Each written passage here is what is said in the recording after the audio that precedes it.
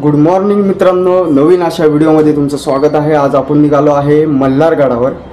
तर साधारण पुण्यापासून 30 ते 35 किलोमीटर अंतर आहे या गडाचं। तर ट्रेक कसा करावा कसा नाही तेही जाणून घेऊया आणि गडाचा इतिहासही जाणून घेऊया। तर चला मग तर पाहूया या गडाची सफर कशी राहील आणि कशी नाही। चला निघूया।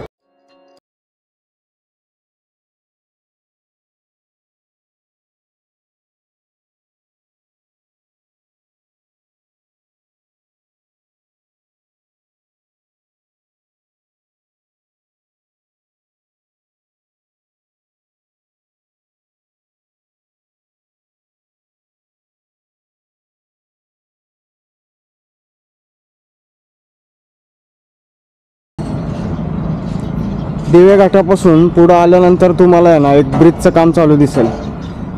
त्याच डाव्या हाताला काळे फार्मचा बोर्ड लागलेला आहे। त्या बोर्डपासून आतमध्ये यायचं। इथे एक घर आहे। या घरापासून सरळ पुढे गेल्यानंतर आपल्याला मल्हारगडचा रस्ता दिसतो।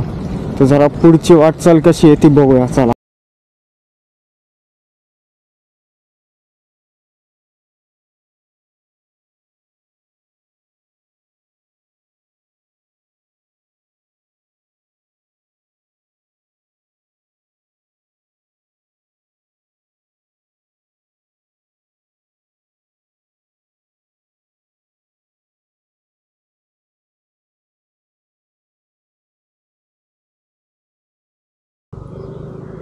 आम्ही ह्या रस्त्याने आलो आणि आपल्याला लेफ्ट साईडला जायचं आहे। अनेक प्रकारचे हॉटेलचे बोर्ड लागले। त्याच्या मागे हा मल्हारगडचा बोर्ड आहे आणि ह्या बाजूला पण एक मल्हारगडचं इथे खाली जे दगडामध्ये लावलेलं आहे नाव। आणि ह्या रोडने आपल्याला आता मल्हारगडाच्या दिशेने जायचं। तर चला निघूया। मेन फाट्यापासून पुढे आल्यानंतर आपल्याला एक गेट लागतं। तिथं आपल्याला 20 रुपये चार्ज करावे लागतात। तिथून पुढे आल्यानंतर डांबरी रस्ता, हा जो रस्ता आहे हा रस्ता इथे संपतो, बरोबर इथे संपतो। आणि इथूनच सरळ गेल्यानंतर समोर एक झाड आहे, तुम्हाला दिसतंय का माहीत नाही। त्या झाडाच्या इथं 4 व्हीलर तुम्ही लावू शकता किंवा ह्या रस्त्यावर पण लावू शकता। तिथून पुढे 2 व्हीलर वरपर्यंत जाते आणि कार जर आणली तर कार तिथे लावून आपल्याला चालत जावं लागतं वरपर्यंत। आणि जर 2 व्हीलर आणली तुम्ही तर 2 व्हीलर वरतीपर्यंत जाते, म्हणजे जिथनं पायऱ्या चालू होतात तिथपर्यंत 2 व्हीलर जाते। तिथून पुढे आपण चालत वरती जाऊ शकतो। आपण आता गडाच्या बरोबर पायथ्यापाशी येऊन थांबलो आहे।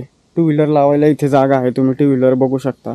खाली 4 व्हीलर लावायला पण जागा आहे। तिथून चालत आपल्याला इथपर्यंत यावं लागतं। इथपर्यंत 2 व्हीलर येते, इथून पायवाट चालू होती, पायऱ्या चालू होतात। गड खूप लहान आहे, कसा आहे काय नाही ते बघूया। ट्रेक छोटा आहे, कसा ट्रेक करावा हा कसा नाही ते पण बघूया चला। ह्या रस्त्याने वर आलोय आपण। इथे आपली गाडी लावली आहे आणि ह्या बोर्डच्याच बाजूला आपल्याला वरती जायला रस्ता आहे। ह्याच रस्त्याने वर जायचं। 2 मार्ग ॲक्च्युली। ही एक पायवाट दिसते इथून जी गेली आहे ती। आता ही कुठल्या दरवाजापाशी जाते ते माहीत नाही, गेल्याशिवाय कळणार नाही। आपण ह्याच वाटेने जाऊया।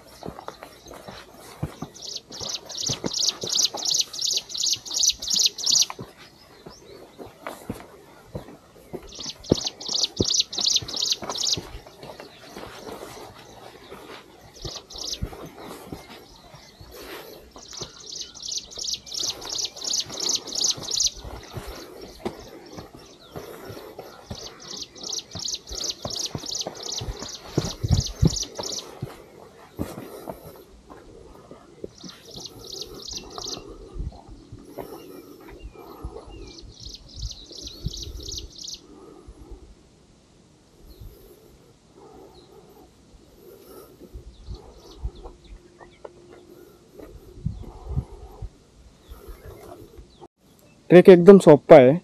तुम्ही 5 मिनिटात गडाच्या दरवाजापाशी पोहोचू शकता। आणि इथं एक चांगली गोष्ट म्हणजे काय, इथल्या गावकऱ्यांनी का कुठल्या प्रतिष्ठाननी माहीत नाही, आपल्याला इथं लोखंडी बार लावलेले दिसतात। ते दाखवतो तुम्हाला। हे लोखंडी बार लावलेत आणि दोन्ही बाजूला आहे। ह्या बाजूने तुम्ही वरती जरी आला तर पलीकडच्या बाजूला पण आहे। तिथून पुढे आल्यानंतर डायरेक्ट आपल्याला दगडी पायऱ्या पाहायला मिळतात। ह्या पायऱ्यांनी वरती गेलं की समोरच एक बुरुज आहे, म्हणजे दरवाजाच असणार आहे त्या. आता ते वरती जाऊन बघूया आपण काय दरवाजा आहे का काय. तटबंदी बऱ्यापैकी आहे, चांगल्या अवस्थेत आहे, काही पडलेली आहे, काही चांगल्या अवस्थेत आहे. तुम्हाला अजून एक मार्ग आहे, जर ट्रेक करायचं झालं तर ह्या मार्गाने आपण त्या तिकडे त्या बुरुजाच्या इथं एक दरवाजा आहे तिथं जाऊ शकतो आपण. तर आपण हा मार्ग निवडलेला आहे, तर ह्या मार्गाने जाऊन बघूया वरती गडाची अवस्था काय आहे काय नाही, आणि दरवाजा कसा आहे, आत्ता हा दरवाजा कोणता आहे तो पण बघूया.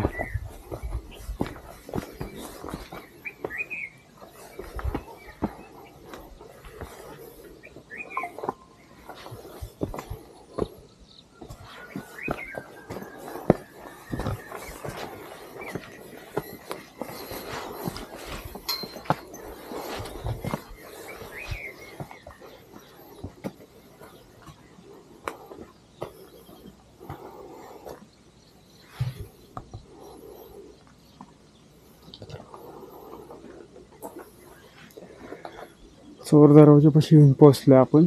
इथली तटबंदी सगळी तुटलेली पडलेली. आता ह्या चोर दरवाज्यातनच आपल्याला आज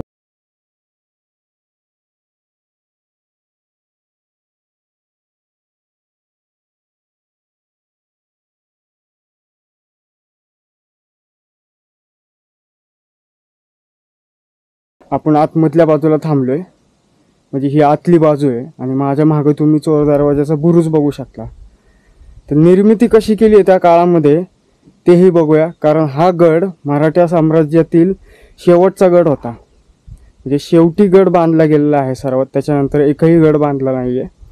तर ह्या गडाची निर्मिती पण महाराजांच्या काळामध्ये किंवा महाराजांनी जे गड किल्ले बांधले आहेत त्याच पद्धतीने हा पण गड बांधलेला आहे, ते बघूया आपण. ह्या चोर दरवाज्यातून आपण वरती आलो, आणि ह्याच्या लगतच लगेच वर हा बुरुज आहे.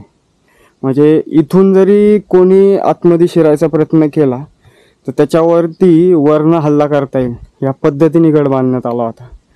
आता इथली तटबंदी जी आहे ती पण तुटलेली आहे किंवा पडली असेल. ही पूर्ण तटबंदी बघा, ती समोर जी दिसते ही जी समोर दिसते ही पूर्ण अशी होती आधी, ही पडलेली आहे. ही अशी पूर्ण आहे, ही पडलेली आहे, आणि ह्याच्यावरतीच बुरुज आहे हा. म्हणजे एखादा दुश्मन म्हणा किंवा कोणी हल्ला केला जर गडावरती तर त्याला इथनंही रोखता येत होतं, कारण त्याला वरती येण्याचा जो मार्ग आहे त्याच्याच वरती बरोबर बुरुज आहे, आणि बुरुजावरनं हल्ला करू शकतो आपण खाली, तेही दाखवतो तुम्हाला.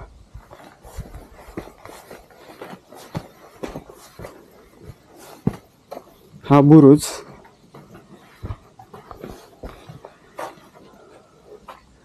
या इथून कोणी जरी आलं तरी दिसतंय.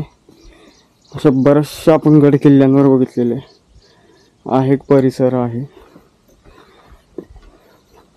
आणि मी जे तुम्हाला चोर दरवाजाचं बोललो, जरी चोर दरवाजातून कुणीही वर आलं तर इथं हल्ला करता येतो बघा, इथूनच. म्हणजे इथंच रोखल्या जाऊ शकलं दुश्मनांना. त्यामुळे जी बांधण्याची पद्धत आहे गड किल्ले, किंवा पेशव्यांनी हा गड बांधलेला आहे ॲक्च्युलीमध्ये. हा जो बांधलाय गड तो महाराजांनी जे गड किल्ले बांधले आहेत त्याच पद्धतीने हा पण बांधण्यात आला आहे. आणि हा परिसर, ह्या दिवे घाटाच्या रक्षणासाठी हा गड बांधला गेला आहे. ही डोंगर रांग जी दिसते तुम्हाला ही दिवे घाटाच्या इथेच आसपास आहे. आता हे धुक्यामुळे तुम्हाला ही कमी दिसत असेल, आणि मलाही कळत नाही आहे की दिवे घाट ॲक्च्युली कुठल्या साईडला. आम्ही ह्या मार्गाने आलो, हा समोर जो रस्ता दिसतो ह्या मार्गाने आम्ही वरती आलो आहे, पण आम्हाला कळतच नाही आहे, कारण आम्ही दिशाच आमची भूल झाल्यागत झाले, आम्हाला कळतच नाही दिवे घाट कुठल्या बाजूला आहे. तर आपण गड बघूया, त्याच्यानंतर ठरवूया दिवे घाट कोणत्या बाजूला असेल ते.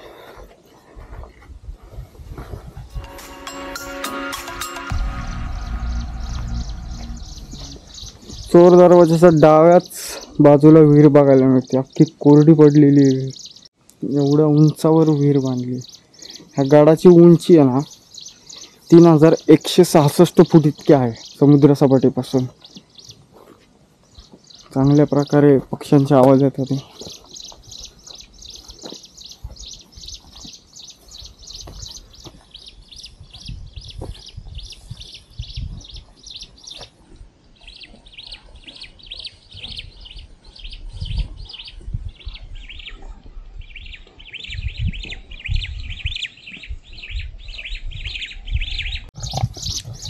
ट्रेक करताना तुम्ही बेसिक ज्या गोष्टी आहेत त्याचा जास्तीत जास्त वापर करा, की ट्रेकिंग शूज असतील किंवा ट्रेकिंग ज्या पॅन्ट आहेत, फुल कपडे घालायचा प्रयत्न करा.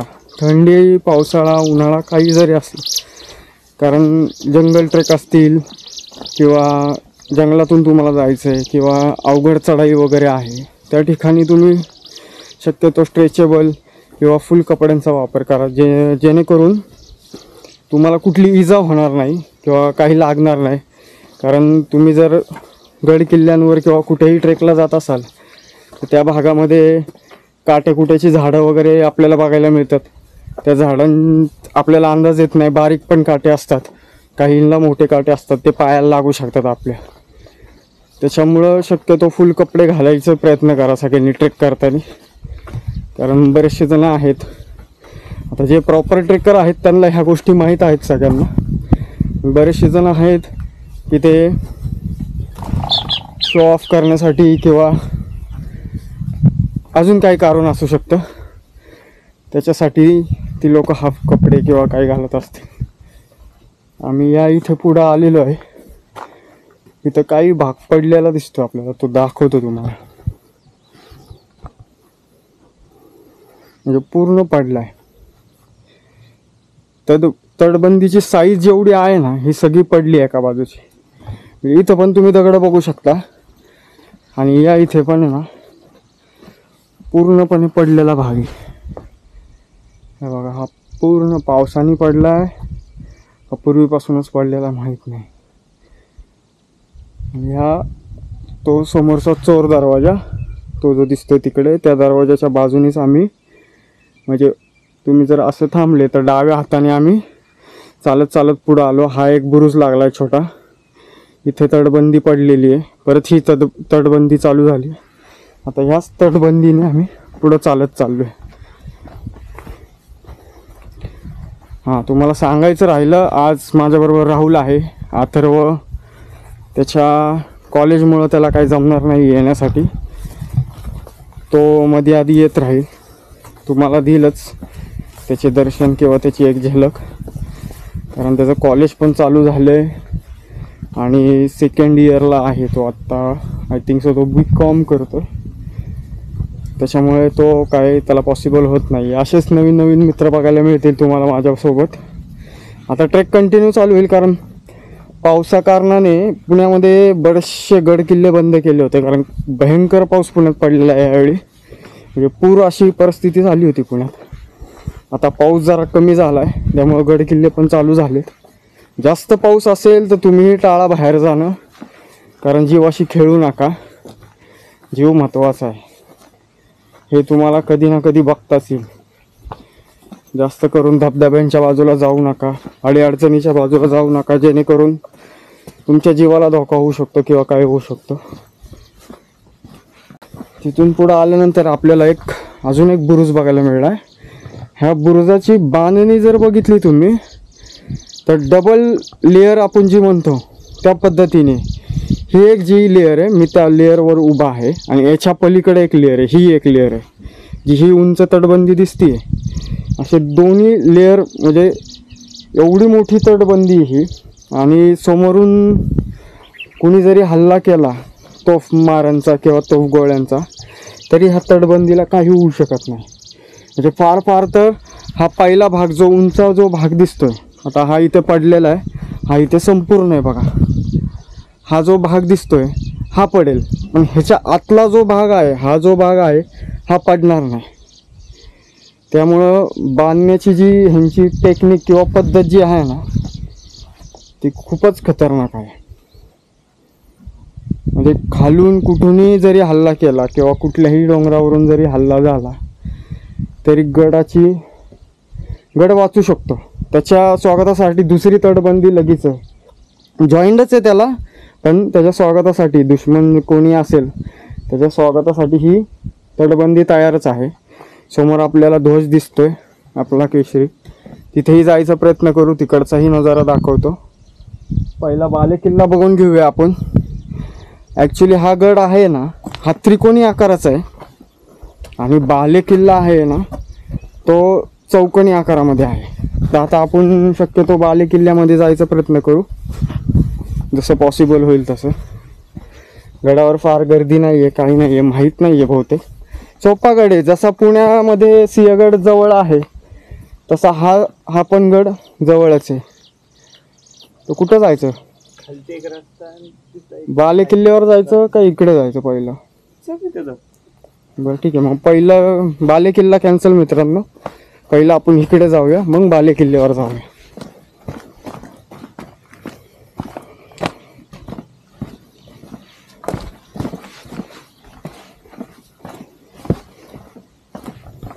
हा दरवाजा म्हणजे तो जो मगाशी मी जो मार्ग दाखवला तुम्हाला पायथ्यापासून किंवा गाडीपासून, तो मार्ग इथे येतो. इथे दरवाजा होता, हा तुटलाय बहुतेक किंवा कुणी काढून नेला असेल, काय माहीत नाही आम्हाला.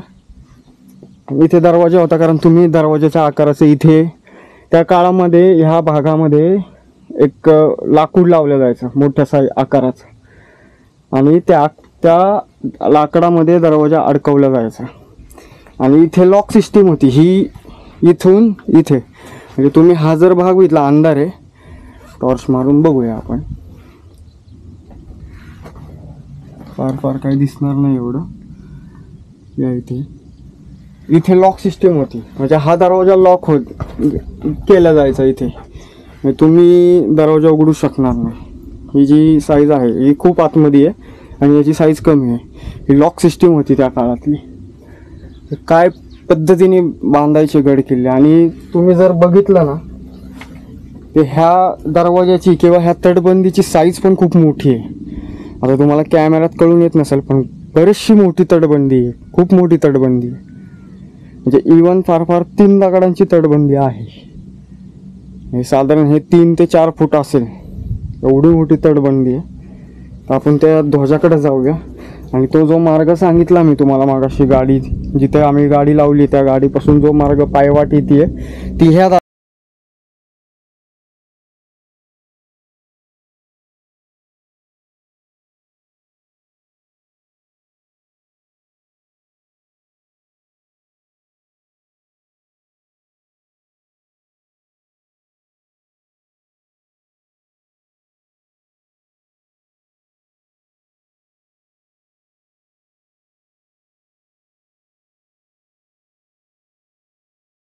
डाव्या बाजूने आपण जर चालत आलो, तर तटबंदीच्या बाजूने जर चालत आलो ना, पुढे आल्यानंतर आपण डायरेक्ट महादरवाजाच्या इथं पोहोचतो. हा महादरवाजा आहे. शिवकार्य प्रतिष्ठान यांनी बोर्ड लावलेला आहे बऱ्याचशा ठिकाणी. हे महादरवाजाचं एंट्रन्स. इकडचा भाग पण दाखवतो, मग महादरवाजा तुम्हाला दाखवतो. इथे एक ध्वज.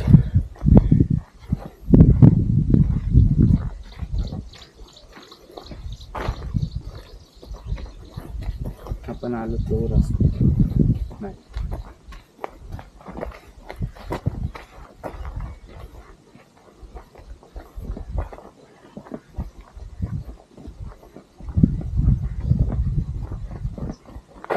बहुतेक तरी ती खालची पाय वाटत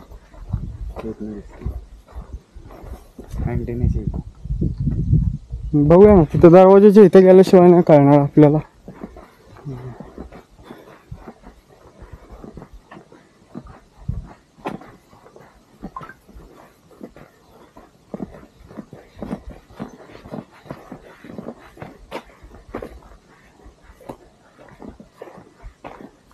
महादरवाजापासूनच पुढे आल्यानंतर आपल्याला अजून एक दरवाजा पाहायला मिळतो. बहुतेक हा मुख्य दरवाजा असेल. आधी वरचा भाग घेऊन घेऊ आपण. वरचा भाग बघून घेऊ आधी आपण.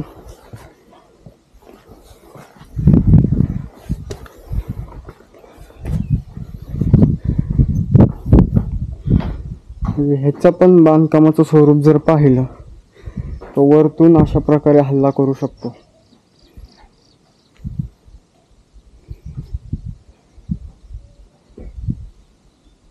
एवढं मजबूत बांधकाम दिसतंय. आपण आपण खाली जाऊया, खाली बघूया.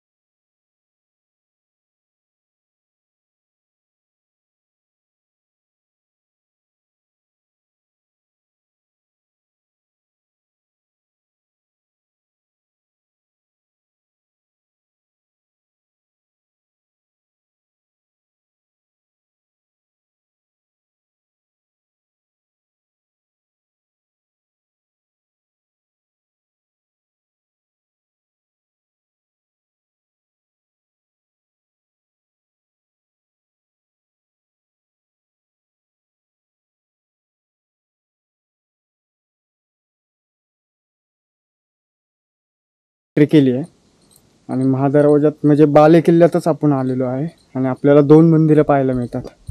एक म्हणजे खंडोबा मंदिर आणि दुसरं म्हणजे श्री महादेवांचं मंदिर बघायला मिळतं. तर मंदिर बघूया कसं आहे काय. आता तर स्थिती चांगली दिसते आहे. बाले किल्ला पूर्ण बघूया आणि गडाचा इतिहास जाणून घेऊया. चला.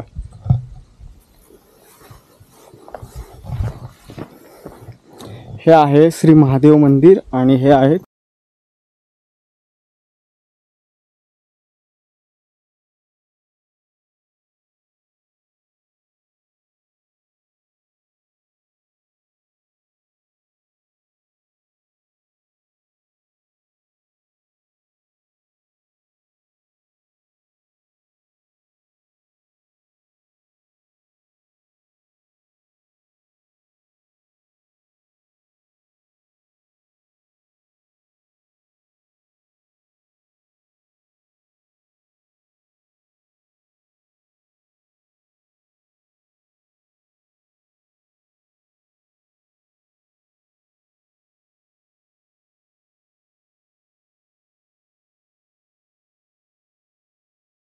मंदिर.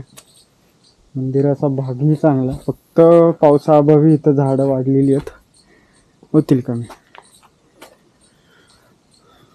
मंदिराचं स्ट्रक्चर पण खूप चांगल्या पद्धतीने अजूनही सुद्धा म्हणजे नक्षीकाम असेल मंदिरावरचं पण काही गोष्टी असतील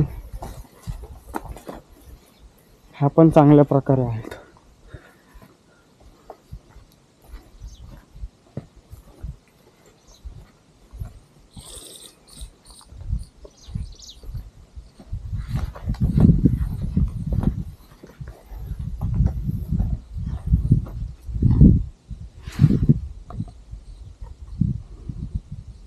आपण खंडोबा मंदिराकडे जाऊया, ते मंदिर बघूया कसं आहे.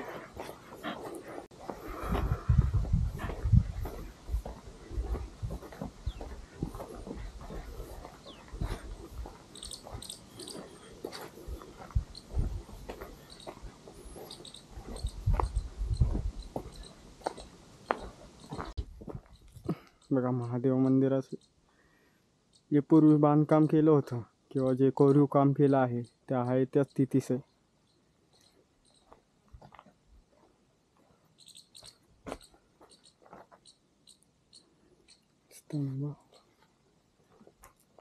खंडोबा मंदिर.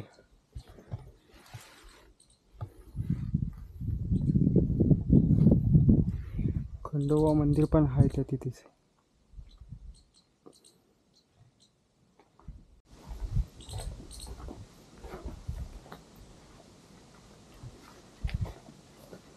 तुम्ही दोन्ही मंदिरांच्या म्हणजे महादेव मंदिराच्याच बरोबर मागच्या बाजूला हे महादेव मंदिर आहे.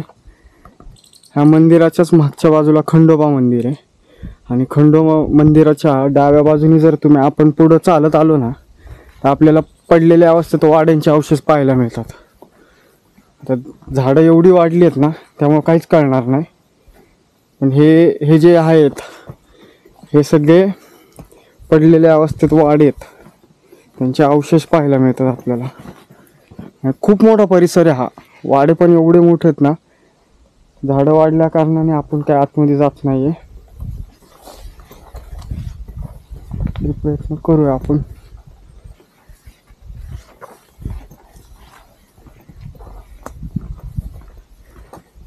हा एक प्रकारचा खूपच मोठा वाडा असेल.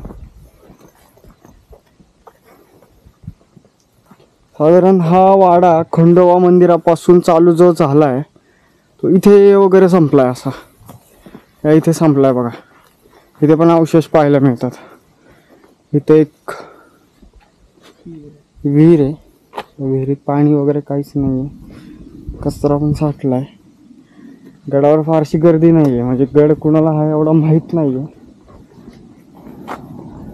या इथं अवशेष, इथं हा वाडा संपलेला आहे.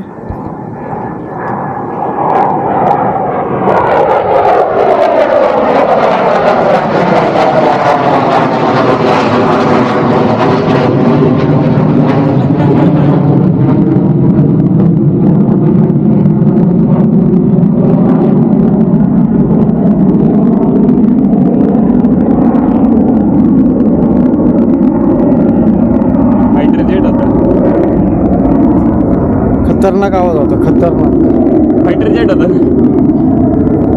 दिसत पण नाही बघ की. ढगाच्या वरती असणार आहे ते. इथं हा वाडा संपलाय. इथे एक छोटीशी वाट आहे अशी. आता ही गवत वाढल्यामुळं काही कळून येत नाही. आणि इथे एक वाड्याचे अवशेष बघायला मिळतात आपल्याला बघा. या इथे वाडा आहे. इथून आतमध्ये जायला रस्ता आहे. हा एक वाडा आहे. अजून वरती जाता आलं तर वरती पण जाऊया आपण. म्हणजे हा पूर्ण झाडांनी भरलेला आहे. पूर्ण झाड. इथं काही अवशेष आहे. म्हणजे भिंत आहे वाड्याची. ती अशी सरळ गेलेली आहे. ही एक भिंत अशी गेलेली आहे आणि ही एक भिंत तुटलेली आहे. असा हा एक वाडा आहे. इथे विहीर, तिथे महाराजांचा बहुतेक पुतळा असू शकतो किंवा दगडात कोरलेलं आहे. आता ते तिथं गेल्याशिवाय कळणार नाही. आपण तिथं जाऊया.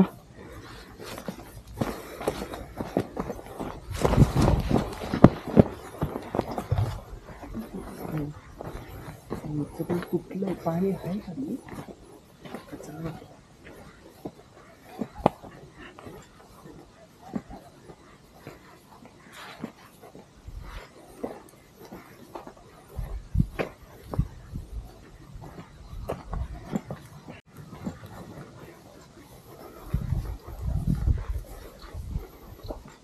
दगडामध्ये कोरलेलं महाराजांचं.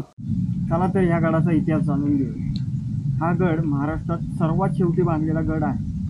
ह्या गडाची माहिती जर सांगायला गेलं तर सह्याद्रीच्या ज्या डोंगर रांगा आहेत, ज्या दोन डोंगर रांगा फुटलेल्या आहेत, त्याच्यामधली एक डोंगर रांग म्हणजे त्यावरती राजगड आणि तोरणा आहेत. आणि एका डोंगर रांगेवर म्हणजे जी पूर्व पश्चिमला जी डोंगर रांग आलेली आहे त्याच्यामध्ये पुरंदर, वज्रगड, सिंहगड व मल्हारगड असे हे 4 गड येतात. पुण्याहून सासवडला जाताना दिवे घाट लागतो. त्या दिवे घाटाच्या रक्षणासाठी ह्या गडाची निर्मिती करण्यात आली. तर हा गड इसवी सन 1757 ते 1760 मध्ये बांधण्यात आला. मराठेशाहीतील हा शेवटचा गड आहे. त्यानंतर महाराष्ट्रात कुठलाही गड बांधण्यात आला नाही. तुम्ही जर गडाची पूर्ण जर स्थिती पाहिली किंवा जर दरवाजे पाहिले तर प्रत्येक दरवाजातून, म्हणजे चोर दरवाजा जर सोडला तर प्रत्येक दरवाजातून हत्ती येतील एवढी साईज आहे दरवाजांची. ह्या किल्ल्याची निर्मिती पेशव्यांचे सरदार श्री माधवराव कृष्णाजी पानसे यांनी केली.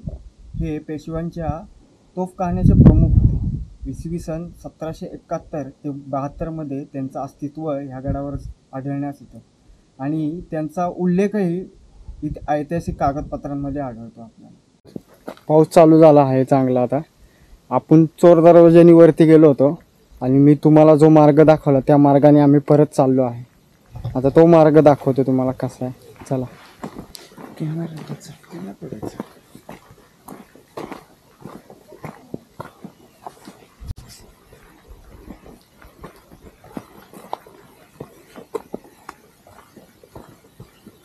रस्ता चुकलो का आपण? अरे एक झाडच आहे इथं. येईन ना जाता. मग आपण तिकडून जाऊ. स्टंट नाही करायचे.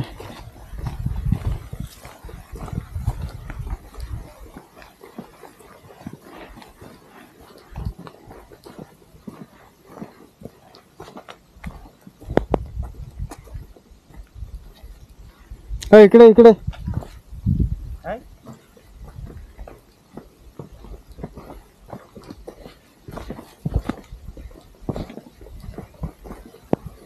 चल पुढं.